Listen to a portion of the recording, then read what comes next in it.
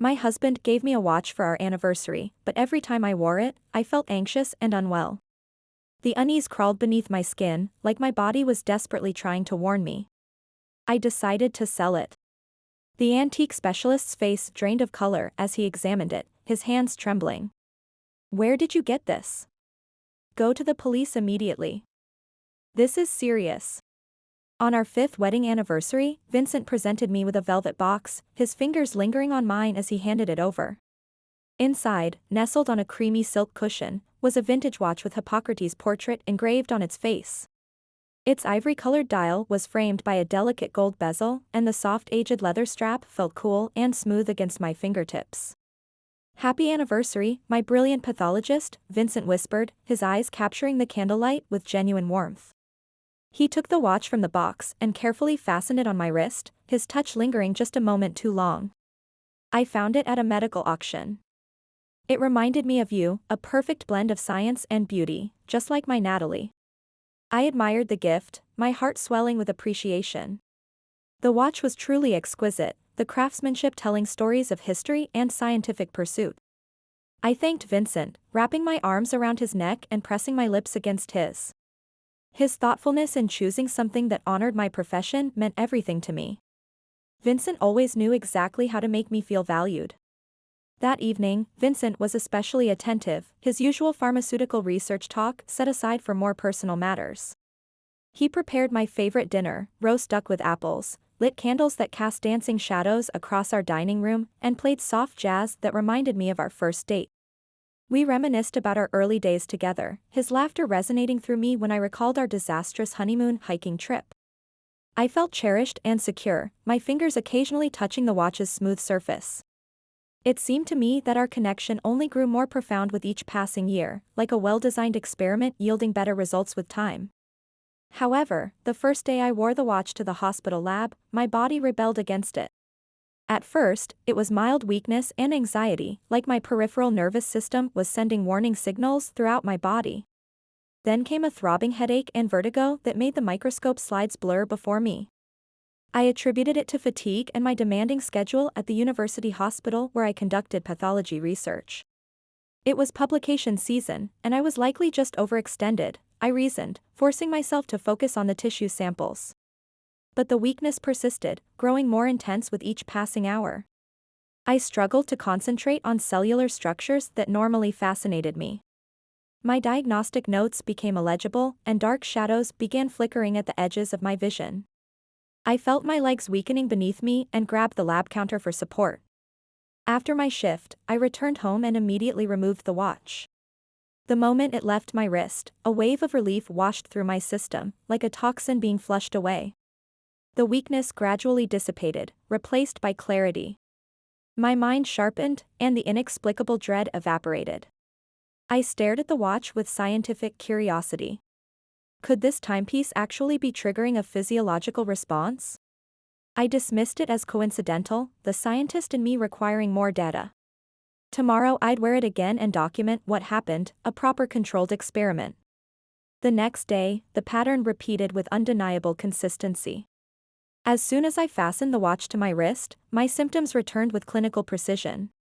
Weakness, dizziness, and nausea, classic signs of mild systemic toxicity. The symptoms intensified faster than before, my body now primed to react. When I removed the watch, my condition improved dramatically within 30 minutes. I began documenting other physiological responses in my personal research journal. Where the watch's clasp touched my wrist, an angry redness appeared with defined borders. The skin showed classic signs of irritation and localized inflammation. I described my symptoms to Vincent, but he laughed it off with casual dismissal. "Darling, doctors really do make the worst patients," he said, pulling me close against his chest. "It's probably just a metal sensitivity. Don't overthink it. If it continues, we'll run some tests." I felt Vincent wasn't acknowledging the validity of my observations. He often responded this way when I raised concerns, suggesting my scientific mind was making mountains of molecules. But I couldn't ignore my empirical observations.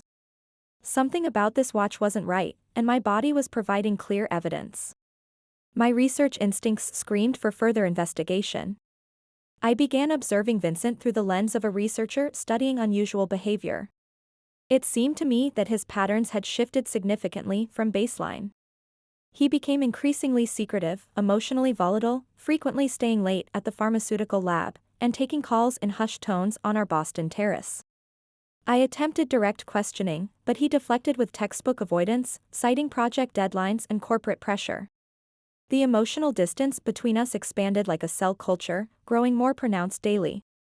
One evening, while Vincent showered, my ethical boundaries fell to concern as I checked his phone. I recognized the breach of privacy, but needed to validate my growing hypothesis. I quickly examined call records and text messages, finding nothing immediately alarming. Then I accessed his email, where a single message from an unfamiliar address caught my attention. It contained a cryptic note: "Test subject ends delivery mechanism is ready, awaiting final payment." A cold sensation shot through my nervous system like an electrical current. What could this possibly mean? I closed the email and returned the phone, my heart pounding with such force I could measure my own tachycardia. My mind raced through possible interpretations, none of them benign. From that moment, I committed to a methodical investigation of my circumstances. I needed to discover what Vincent was concealing and why the watch triggered such specific physiological responses. The evidence suggested my life might be in jeopardy. My first strategic move was consulting Madeline, a medical malpractice attorney whose analytical mind had supported me since medical school. Madeline listened with focused attention, her legal mind processing each detail. "You need specialized analysis of that timepiece," Madeline stated firmly. "This could be more than a defect. It might be deliberately dangerous."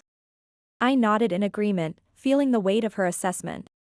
I required an expert examination and objective analysis of the watch. But who possessed both the technical skills and discretion this situation demanded? Who could I trust with suspicions that sounded increasingly plausible yet terrifying? Madeline's expression darkened as she leaned forward. "Contact dermatitis at the precise contact point?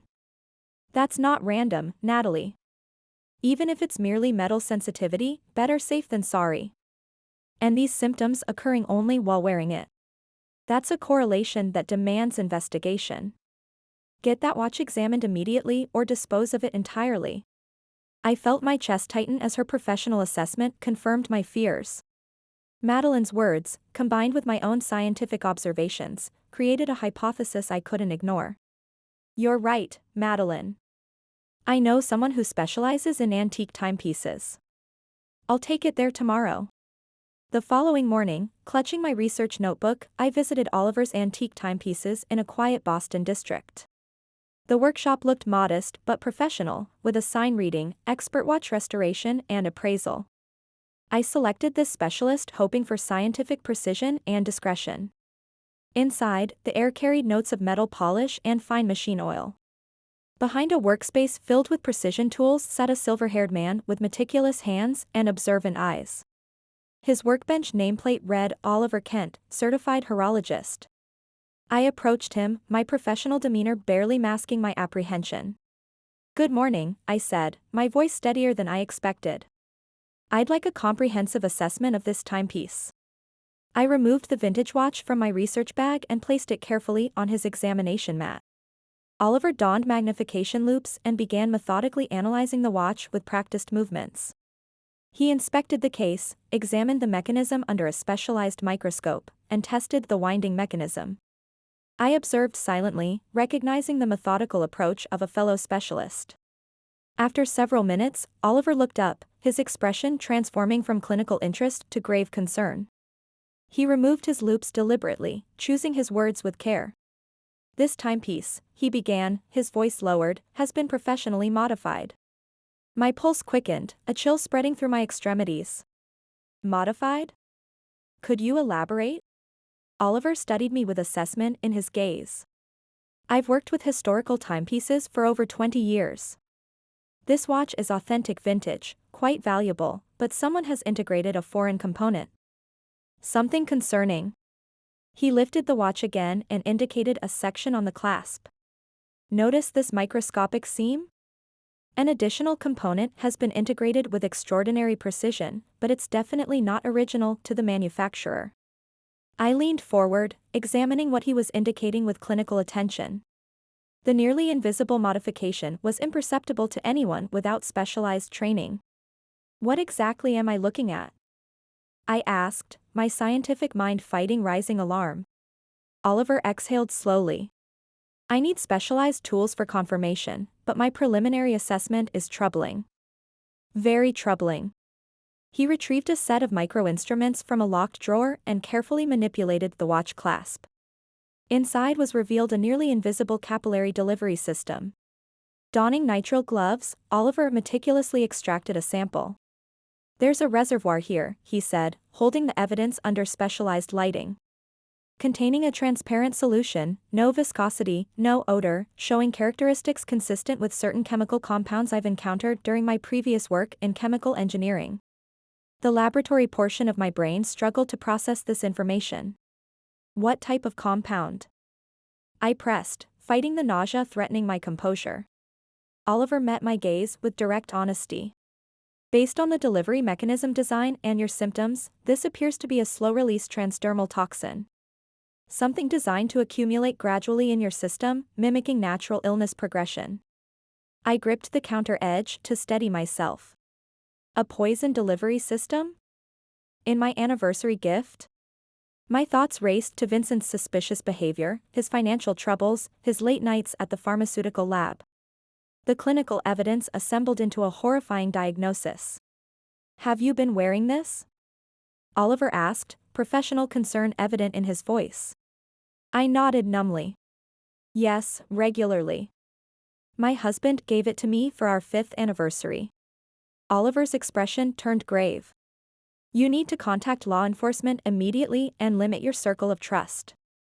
The sophistication of this mechanism suggests serious intent and professional resources. Your situation is potentially life-threatening. His quiet professional assessment carried the weight of a terminal diagnosis. I stood immobilized, my analytical mind temporarily overwhelmed. Fragments of memories and observations collided like cellular structures under stress. Vincent, my husband, had engineered my systematic poisoning. The question screamed in my mind, why? Noting my physical reaction, Oliver immediately offered me water in a clean glass. Focus on immediate steps, he advised with calm authority. Your safety must be your primary concern now. I sipped the water, my scientific mind gradually reasserting control. What course of action do you recommend? I asked, clinging to his expert assessment. First, documentation. I'll prepare a detailed analysis report. Second, secure evidence. I'll properly preserve samples from the mechanism. Third, contact authorities. Specifically someone with toxicology expertise. And most importantly, maintain normal behavior patterns around your husband. I felt my professional resolve strengthening with each logical step. Thank you, I said, meeting his eyes directly. Your expertise may have saved my life. Oliver shook his head. I simply applied specialized knowledge. The critical decisions ahead are yours to make.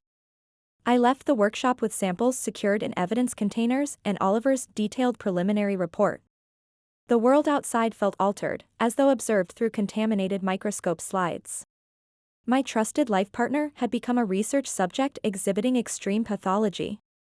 Back in our home, I felt a cognitive chill pervade my thinking. Oliver's analysis and the evidence of the delivery mechanism echoed in my thoughts with clinical precision. My Vincent, with whom I'd shared research insights, morning coffee, and intimate moments, had designed my systematic poisoning. I required incontrovertible proof. Emotional paralysis was not an option. I needed to function like a researcher investigating a critical case. I maintained normal behavioral patterns, calibrating my responses carefully.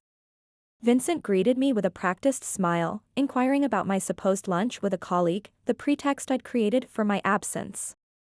I responded with calculated vagueness about departmental politics, then excused myself to shower away both physical and psychological contamination. Following a strained dinner filled with artificial conversation, I retreated to my home office citing patient files requiring review. I needed to gather additional evidence immediately. Understanding Vincent could interrupt at any moment, I moved with methodical efficiency. First target, his laptop computer. Vincent maintained surprisingly lax digital security protocols, using predictable passwords, our anniversary date. Initial examination showed benign content, corporate emails, journal articles, and conference registrations. Deeper investigation revealed communications with a researcher named Jasmine. The exchanges, spanning recent months, contained both professional collaboration and explicit personal content. Vincent, I miss your touch. When will we meet again? Jasmine wrote. Soon, darling. Just a few more weeks until everything resolves, and our future begins, Vincent replied. My face flushed with unexpected emotion despite my clinical approach. Romantic betrayal. The discovery stung, but paled compared to the realization that this affair connected to my potential murder. I documented everything methodically, capturing screenshots with timestamp authentication. Next objective, his mobile device, which presented greater security challenges. Vincent maintained constant proximity to his phone with active security measures. I recalled observing his unlock pattern during a night when he believed I was sleeping. I reproduced the sequence from memory, successfully bypassing security. The device contained damning corroboration of my hypothesis. Beyond intimate exchanges with Jasmine, I discovered communications with an unnamed contact discussing delivery mechanisms and undetectable compounds. One message from Vincent stated, primary concern is naturalness of progression. Medical examination must reveal nothing suspicious. The evidence created a sensation of freefall, as though the ground beneath me had disappeared entirely. The data points aligned too perfectly for coincidence. Remembering Madeline's guidance, I determined to locate the creator of the watch's deadly mechanism. The following day, Madeline, leveraging her legal network, located Isabella Hawthorne, widow of a pharmaceutical technician turned watchmaker. The elderly woman resided in a modest Victorian house in the suburbs of Boston. I approached the interview methodically, explaining my interest in the vintage timepiece while carefully monitoring my vital signs. Isabella sat quietly for several moments, her fingers moving rhythmically across a string of wooden beads. Thomas created many specialized pieces, she finally offered in a measured tone. But one particular commission, it disturbed him profoundly. He became secretive during his final months. He told me he was receiving threats.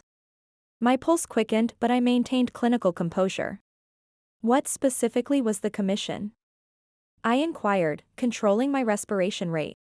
A timepiece with a special mechanism? Isabella's eyes narrowed with recognition. Medical-themed vintage watches requiring internal modification.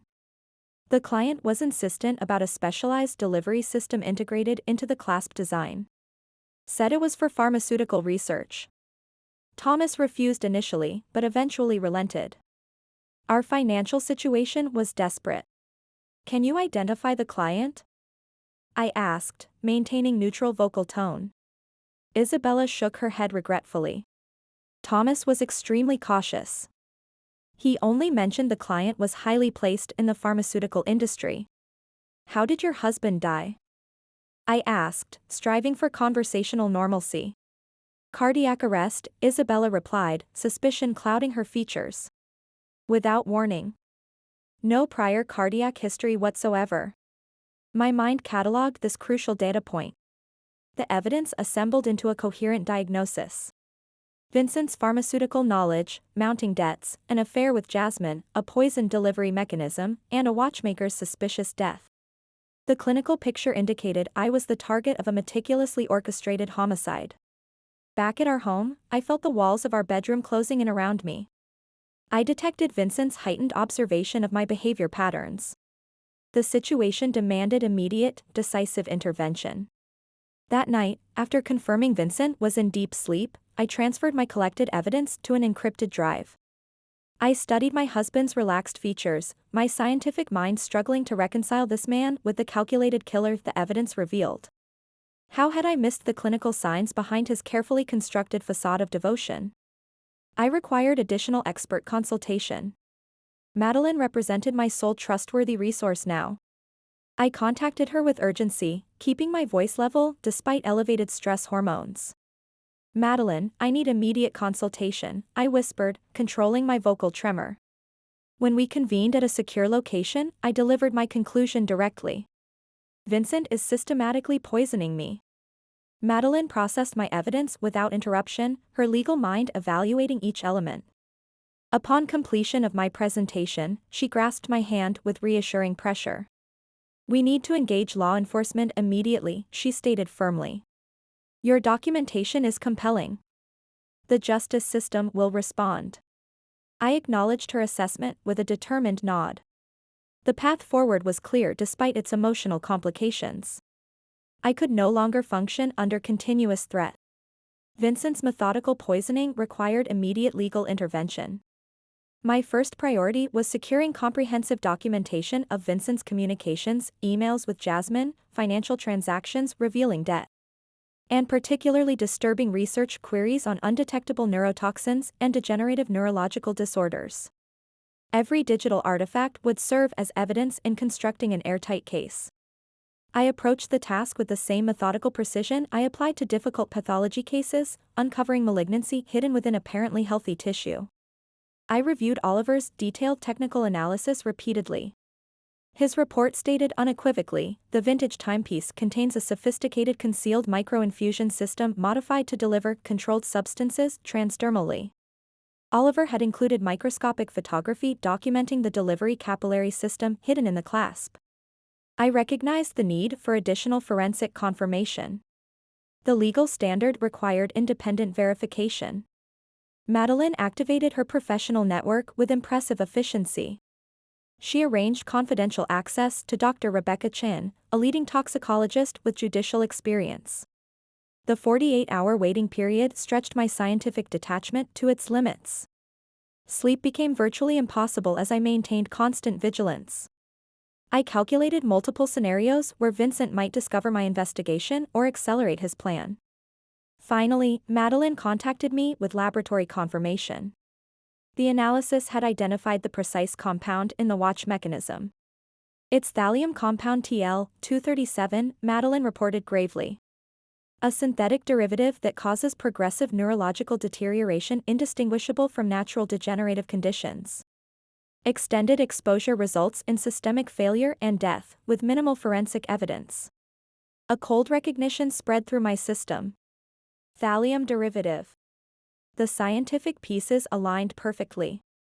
The vertigo, neuromuscular weakness, cognitive disruption, all classic presentations of systematic thallium poisoning. Vincent had engineered my death to present as natural neurological deterioration. I recalled Isabella's account of the specialized commission, the threats, the mysterious pharmaceutical client demanding absolute discretion. Using Madeline's secure phone, I contacted Isabella directly. "Isabella, this is Natalie," I stated calmly. "Regarding our discussion about the modified timepiece." "Yes, I remember," she replied, her voice carrying noticeable tension. "I require your formal statement confirming that Vincent Richardson commissioned that mechanism from your husband." "Lord have mercy," Isabella whispered. "I had my suspicions. He visited yesterday, offering substantial payment for my continued silence." "Your testimony is essential," I responded. "We're building a case that may also explain your husband's death." Armed with comprehensive evidence, digital communications, toxicology analyses, and expert testimonials, I determined it was time for formal intervention. I contacted the Boston Police Department's Special Crimes Unit, requesting Detective Ryan, who specialized in toxicology cases. Our meeting occurred at precisely 9 o'clock the following morning. I sat across from Detective Ryan in his organized office, presenting my case with clinical detachment. Ryan listened with focused attention, interrupting only to request scientific clarification. His demeanor was professional yet compassionate, generating sufficient trust to share my complete findings. I methodically presented my evidence portfolio. Microscopic images of the delivery mechanism, chemical analysis reports, forensic extractions of digital communications, and Isabella's sworn statement. Ryan examined each piece of evidence with meticulous attention. "These allegations are extraordinarily serious, Dr. Richardson," he stated after completing his review. "We'll need absolutely conclusive evidence to proceed against someone of your husband's professional standing." "I've provided comprehensive documentation," I responded, maintaining direct eye contact. My husband systematically attempted to poison me, and I'm prepared to testify to every detail. Ryan nodded with professional certainty. We'll execute a search warrant immediately. If the evidence confirms your account, we'll proceed with arrest. The subsequent 5 hours stretched like tissue samples under high magnification. I remained at my university office, constantly monitoring my phone. My mind calculated probabilities that Vincent might detect the investigation, attempt escape, or destroy critical evidence. At precisely 4:38 p.m., my phone illuminated with Ryan's name. "Dr. Richardson, we've taken your husband into custody," he stated directly. "We've secured significant corroborating evidence. Please come to headquarters to provide your formal statement." A wave of physiological relief coursed through my nervous system. The immediate threat had been neutralized. My physical safety was secured. At police headquarters, I delivered a comprehensive statement under oath. I detailed my experience chronologically: the anniversary gift, the progressive symptoms, the discovery of the delivery mechanism, Vincent's communications with Jasmine, and his financial motivations. I responded to all investigative questions with precision and clarity. Meanwhile, Vincent maintained categorical denial of all accusations.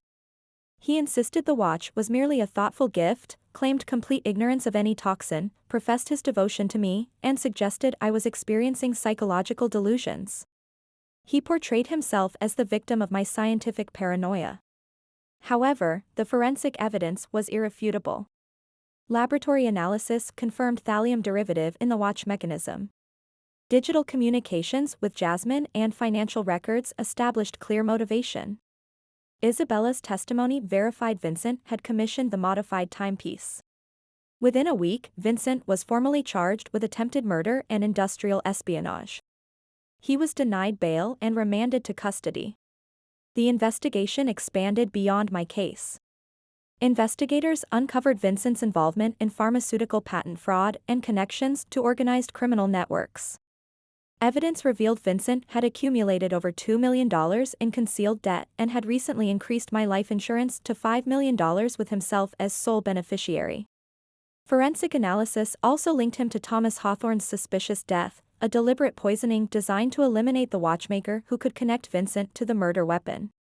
I absorbed these revelations through formal case briefings rather than media reports. Sitting in my new apartment, reviewing the official documents, I experienced a surge of righteous anger mixed with scientific curiosity about the depth of human deception. I struggled to reconcile how I'd shared my life with someone capable of such calculated malevolence. Following my near-death experience, my recovery followed a methodical but challenging progression. I consulted with a trauma specialist who helped me process the psychological impact of intimate betrayal.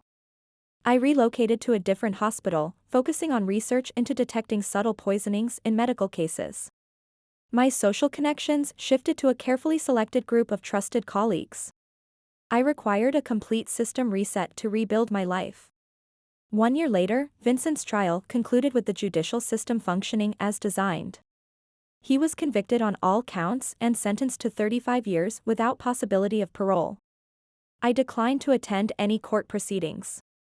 I refused to allocate additional cognitive resources or emotional energy to the man who had weaponized my trust. My focus remained exclusively on moving forward. Following the conclusion of legal proceedings, I purchased a new timepiece for myself. Not antique but cutting edge, with clean lines and precision engineering. When I secured it around my wrist, I experienced a sensation of reclaimed autonomy spreading through me.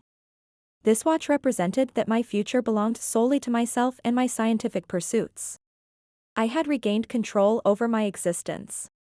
I had survived systematic poisoning through methodical observation and analysis. And I would thrive, applying my experience to save others from similar threats.